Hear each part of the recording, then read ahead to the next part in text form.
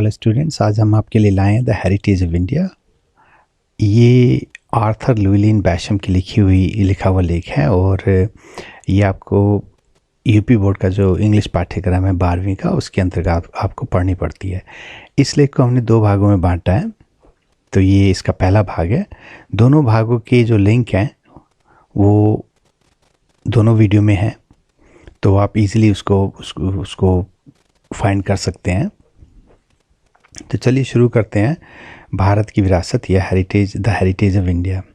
शुरू करने से पहले एक दो चीज़ मैं आपको बता देना चाहूँगा इसमें, कि पहली बात तो ये है कि ये ऐसा लगता है कि जैसे ये लेख अपने में संपूर्ण ना होके किसी दूसरे लेख से लिया गया हो, क्योंकि कई बार क्या होता है इसमें जो बातें कही हैं वो एक लगती शुरू होती हैं। जैसे आप स्टार्टिंग देखेंगे उसमें ऐसा लगता है कि शायद उससे पहले उसका जो होता है ना इंट्रोडक्शन वगैरह होता है, ऐसा कुछ नहीं है। वो सीधे बात शुरू हो गई है सोशल रिफॉर्म की। तो जो पहला भाग है इसमें सोशल रिफॉर्म से संबंधित जो सामाजिक सुधार की बातें हैं उस पे बेस है ये पहला भाग आपका। और जो दूसरा भाग है वो उसमें भारत के सामने जिस समय ये लेख लिखा जा रहा था उस समय क्या समस्याएं थीं इसका उल्लेख है। और जो ये लेखक थे आर्थर लुईलिन बैशम, ये बहुत बड़े इतिहासकार थे और भारतीय बातों के ज्ञाता थे। मतलब इन्हें इंडिया से संबंधित बातों का बहुत ज्ञान था और पेशे से ये शिक्षक या प्रोफेसर थे। तो चलिए ये शुरू करते हैं। तो पहली लाइनों में लेखक कहते हैं कि जो समाज सुधार की जो थीम है उसे राम मोहन रॉय ने बहुत पैशन के साथ उसकी वकालत करते हुए आगे बढ़ाया। और विवेकानंद जो हैं उन्होंने भी इसी बात पे जोर दिया कि समाज सुधार की आवश्यकता ये होनी चाहिए। लेकिन राम मोहन राय से उनकी बात इस बात में अलग थी कि वो राष्ट्रीय लय के साथ कह रहे थे। राष्ट्रीय की जिस किसी में भी राष्ट्रीय भावना हो उसमें समाज सुधार की भावना जरूर होनी चाहिए।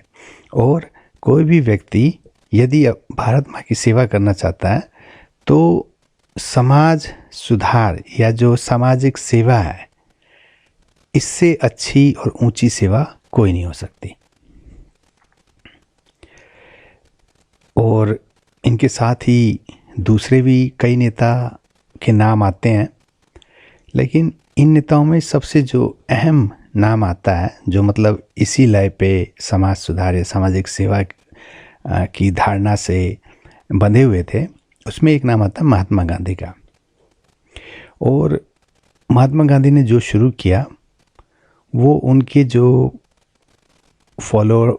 उनको फॉलो करने वाले लीडर्स हैं या उनको फॉलो करने वाले जो सिस्टम चल रहा है वो सिस्टम के अनुरूप या उसके अनुसार ये सोशल रिफॉर्म का प्रोग्राम अभी भी जारी है। अब लेखक क्या कहते हैं कि महात्मा गांधी को बहुत लोग सोचते हैं या मानते हैं कि वो भारतीय जो संस्कृति है उसके प्रतीक थे। और मतलब अगर आप गांधी जी के लिबास, उनके खान पीन और उनका जो जीवन रहा, अगर आप उसे देखें, जब से उनको लोगों ने बापू कहना शुरू किया तो उनका जीवन बहुत सरल था। उन्होंने कभी राजपाट की लालसा नहीं की और उन्होंने हमेशा दूसरों के हित के लिए काम किया। तो उनकी जो ये लाइफ स्टाइल थी उसे देख के कई लोग कहते हैं कि इंडियन ट्रेडिशन या हिंदू ट्रेडिशन जो है उसके वो प्रतीक थे। लेकिन लेखक का यहाँ कहना है कि ये बात गलत है, ऐसा नहीं था, बल्कि उनके जो विचार थे, उनकी जो लाइफ स्टाइल थी वो पश्चिमी विचारों से प्रभावित थी।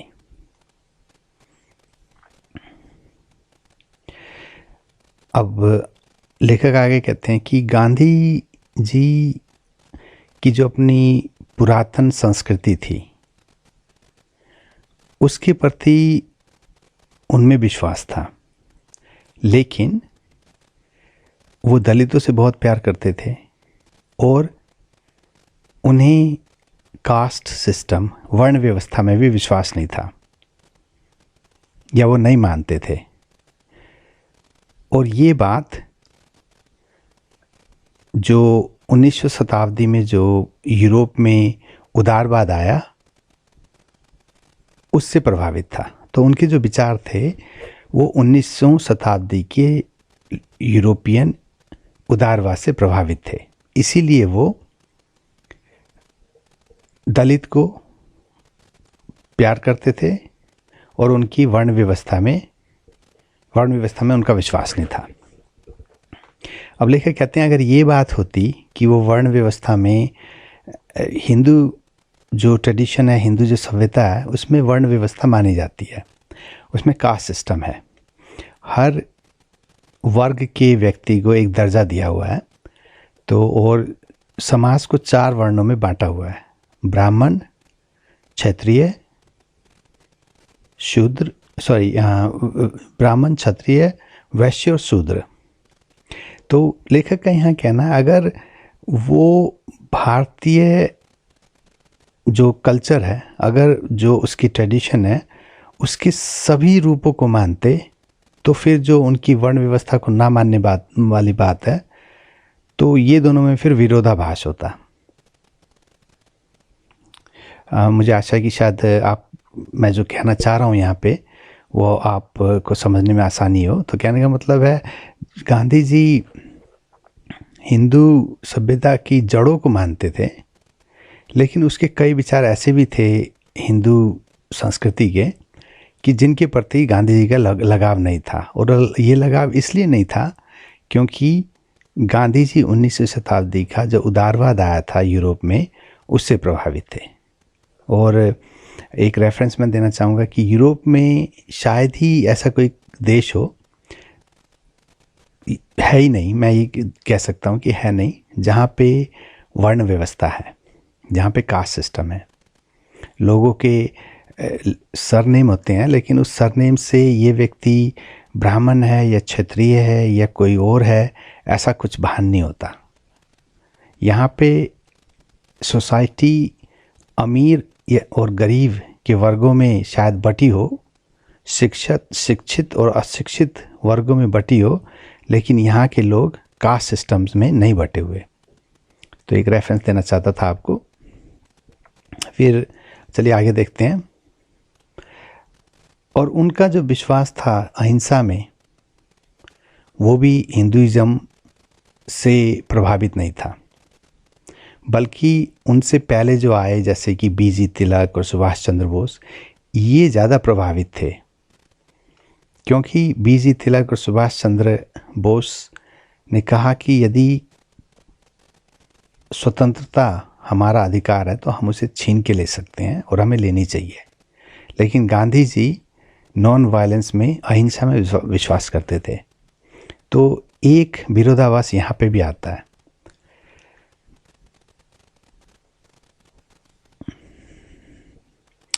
अब गांधी जी का शांति प्रिय जो स्वभाव था वो क्यों था, इसके लिए हमें देखना पड़ेगा सरमन ऑन द माउंट और टॉलस्टॉय। तो सरमन ऑन द माउंट एक संकलन है जो हमारे ईसा मसीह या जीसस या क्रिश्चियनिटी की जो होली बुक है, उसमें इन बातों को, मतलब अहिंसा लोगों में होनी चाहिए, अहिंसा से लोग एक दूसरे के साथ व्यवहार होना चाहिए। तो जो ये किताब है उससे, और जो टॉलस्टॉय जो रशिया के बहुत बड़े लेखक हुए हैं टॉलस्टॉय, उनके विचारों से भी, इस किताब और उस टॉलस्टॉय की रचनाओं से गांधी जी प्रभावित थे। और जो नारी अधिकार है वो भी पश्चिमी प्रभाव के कारण हुआ है। और इस दृष्टि से देखा जाए तो गांधी जी हमेशा एक इनोवेटर थे, मतलब इजाद करते थे चीज़ों को, ना कि पुरातनपंथी थे। तो यहाँ कहने का मतलब ये है कि गांधी जी का जो शांतिप्रिय नेचर था, जो अहिंसा जो उनमें आई थी या थी उनमें, तो उसके लिए हम रेफरेंस ले सकते हैं सरमन ऑन द माउंट, जो जीसस की क्या कहते हैं उपदेश हैं, जिस किताब में जीसस के उपदेश संकलित हैं, जी सरमन ऑन द माउंट और टॉलस्टॉय। तो इन दोनों चीज़ों से गांधी जी प्रभावित थे। और जहाँ तक नारी उत्थान की बात आती है, नारी अधिकार की बात आती है, तो वो भी पश्चिमी सभ्यता, जो उनके ऊपर पश्चिमी सभ्यता का प्रभाव था, उसके कारण थी। और गांधी जी ने जो भी चीज़ें की हैं वो सबसे पहले की हैं। अहिंसा में उन्होंने सबसे पहले इजाद किया अपना, मतलब बात आगे बढ़ाई। उसके बाद उन्होंने दलितों को भी समान अधिकार मिलना चाहिए। तो जो भी चीज़ें उन्होंने अपने समय में की, उनमें से काफ़ी जो थी वो करने वाले पहले व्यक्ति थे। तो इसलिए लेखक कहता है कि वो इनोवेटर थे। कंजर्वेटिव वो होता है जो पुरातन काल से चली आई रही चीज़ों को जैसा का वैसा रखना चाहता है, बदलना नहीं चाहता। तो अब आगे बात आती है कि कई उनके जो साथ में, उनके साथ जो काम करने वाले और व्यक्ति थे, उन्हें लगता था कि जो भी सीमित समाज सुधार की जो बातें हो रही हैं या वो कर रहे हैं, वो बहुत धीमी है। तो लेकिन गांधी जी ने उन सभी को निरुत्तर कर दिया। उन्होंने जो हिंदू का पूरा जो हिंदू सभ्यता की जो नींव थी, या हिंदू सभ्यता को जो जिस तरह से माना जाता था, जो उसके ट्रेडिशन थे, कल्चर थे, उसको उन्होंने एक समान सामाजिक व्यवस्था की तरफ ले जाने में सफलता प्राप्त की। तो क्या था कि अब यहाँ पे थोड़ा इसे क्लियर कर लें, तो क्या था कि जब उनके सहयोगियों में बहुतों ने कहा कि जिस तरह से आप चला रहे हो उस तरह से तो ये बहुत धीमा हो जाएगा। मतलब कई लोग चाहते थे कि जो गति है वो बहुत तेज़ी से चले।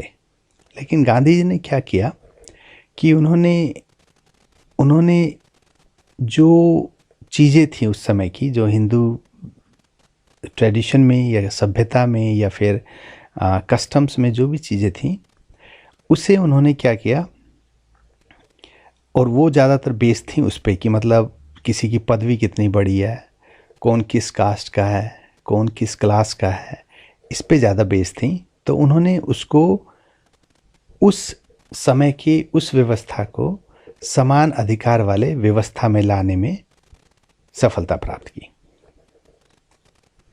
ये लेख थोड़ा, जैसे मैंने आपको कहा था कि ये लेख जो है इसमें फ्लुएंसी इसलिए नहीं आ पाती क्योंकि ऐसा लगता है कि एक अंश से दूसरे अंश में यकायक बहुत बड़ा परिवर्तन आ गया हो। तो मतलब ये फ्लुएंसी जैसी नहीं है इसमें। तो इसलिए मुझे लग रहा है कि ये लेख किसी दूसरी लेख से लिया हुआ है और उस लेख के अंशों को, चलो ये ठीक है ये रख लेते हैं, ये ठीक है ये रख लेते हैं, ऐसे करके इसको बनाया हुआ है, ऐसा प्रतीत होता है। तो इसलिए जो फ्लुएंसी है कई बार वहाँ हो नहीं पाती। तो आप अगर इसका ध्यान रखेंगे तो शायद आपको भी आसानी होगी। चलिए अब आगे चलते हैं। और